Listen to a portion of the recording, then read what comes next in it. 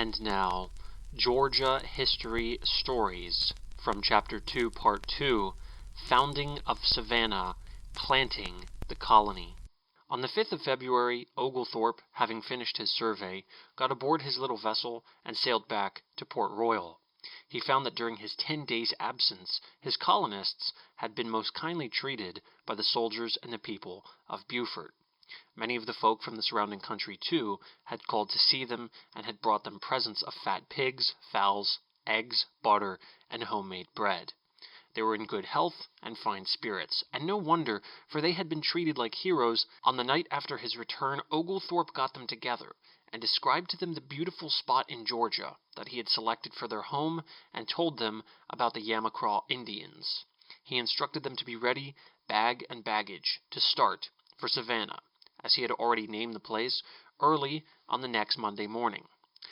On the Sunday morning before leaving South Carolina, the colonists held a special Thanksgiving service. After the service, Oglethorpe gave, at his own expense, a grand dining, to which, in the name of the colonists, he invited the soldiers and all the good South Carolina people that had been so kind to them. More than 300 people partook of the feast, at which was served, as we are told by one who was present, 4 fat hogs, 2 fine English beeves, 8 turkeys, 100 chickens and ducks, a hogshead of rum punch, a hogshead of beer, and a barrel of wine. Notwithstanding the large quantity of liquor consumed, not a man got drunk, and perfect order was preserved. This was the first Georgia barbecue, for though spread in South Carolina, it was given by the first Georgian, and was served in that abundant and generous way that has since made Georgia barbecues the most famous of feasts. The morning following, the colonists boarded 4 little vessels and sailed away for Georgia. On the afternoon of February 12, 1733, they landed at the high bluff on the Savannah River. By sunset, they had spread under the tall pine trees 4 big white tents, and in these the whole colony, 120 souls, men, women, and children, were stored away as snug as a bug in a rug. Thus they spent their first night on Georgia soil. Oglethorpe occupied by himself a little tent pitched under a group of 3 tall pine trees. Early the next morning, the colonists were assembled in front of Oglethorpe's tent for prayers, which were conducted by the chaplain, Reverend Henry Herbert. After prayers, Oglethorpe gave them a kind fatherly talk and some good advice, and then they went about their work, the men unloading the boats, and the women putting their household goods in order. About 11 o'clock, while they were busy about their tasks, they were startled by hearing, in the distance, strange shouting of voices and the beating of some instrument like a drum. Looking in the direction of the sound, they saw far away through the level pine forest a band of Indians approaching them. The people were much frightened and began gathering around Oglethorpe's tent, the men with guns in their hands. But he soon calmed their fears, for he knew that it was only old Tomochichi and his followers coming to fulfill his promise. As soon as your people get settled, we will come to welcome them. In front of the band of visitors marched the Yamacraw priest, or medicine man, as the Indians call him. He was dressed in gaudy and grotesque style. His face and the upper part of his body were painted red, blue, yellow, and black. On the top of his head were the antlers of a young stag, and over his shoulders was thrown the skin of a fawn.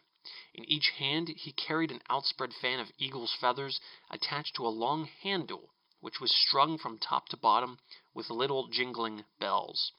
As he approached, he cut all sorts of queer but graceful antics, now crouching low down to the ground, then straightening up to his full height, and every now and then leaping high into the air, all the time jingling his bells and keeping up a mighty jabber in the Indian language, while those marching behind him uttered a strange grunting sound, ugh, ugh. As the procession drew near, Oglethorpe stepped a few paces in front of his tent to meet them. Suddenly they all stopped still, except the medicine man, who advanced, walked slowly, with a stately stride, around Oglethorpe, and, stroking him from head to foot with the outspread fans, said, or rather chanted, over and over again in the Indian language, "May there be eternal peace between your people and our people." After the ceremony was over, old Tomochichi, taking a buffalo robe from one of his attendants, stepped forward and said to Oglethorpe, "We have come to welcome you, as I promised. I have brought you a present. This is the skin of a buffalo, which is the strongest of all beasts. In the inside you see painted the head and feathers of an eagle, which is the swiftest and farthest flying of all birds. So the English are the strongest of all people, and nothing can withstand them. And they have a swift and far flight, like the eagle, seeing that they have flown hither from the uttermost parts of the earth over the vast seas. The eagle's feathers are soft and signify love. The buffalo's robe is warm and signifies protection. Therefore, love and protect our little families." As he made the speech, Mary Musgrove stood by his side and interpreted what he said, sentence by sentence. Oglethorpe was deeply touched. He made a kind, noble speech in reply, while the colonists, men, women, and children, stood behind him looking on in wonder at this strange, impressive scene. Oglethorpe invited his visitors to stay to dinner, and they readily accepted. The women of the colony bestirred themselves mightily to get up a company dinner for their distinguished and unexpected guests, and they managed to prepare a fine repast. By 2 o'clock it was ready. In the meantime, the men had no difficulty in entertaining the Indians by showing them the many wonderful things they had brought from England. After dinner, as the guests were leaving, Oglethorpe made each of them a present: a scarlet shawl with a heavy fringe to Tomochichi, a blanket and a hatchet to each of the other men, and to each of the 3 women of the party a string of beads and a looking-glass. Then he bade them good-bye and asked them to call again. Such was the first state dining ever given in Georgia.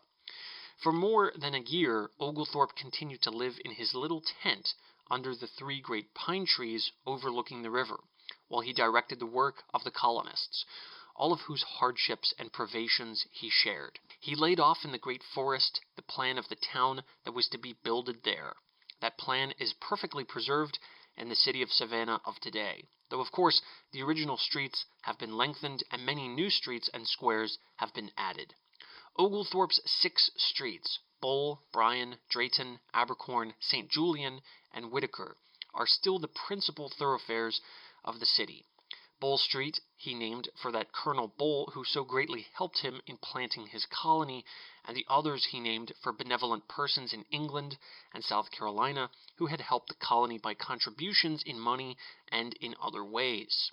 In the mighty works of clearing the forests, building homes, erecting forts, and cultivating gardens, the colonists were greatly aided during the first year by the generous South Carolinians who furnished many laborers and mechanics free of charge. The legislature of South Carolina also gave to them a herd of 105 cows and a drove of 80 hogs, and private citizens of the same colony presented them with flocks of sheep and a number of horses. From time to time, new emigrants sent over by the trustees arrived, so that by the end of the first year the colony numbered about 600 people, all under the fatherly care of James Oglethorpe. Such is the story of the founding of the beautiful city of Savannah and the beginning of the great state of Georgia. If you enjoy High Americana, please head on over to Patreon, where you can support the channel and audio requests can be made. Thank you.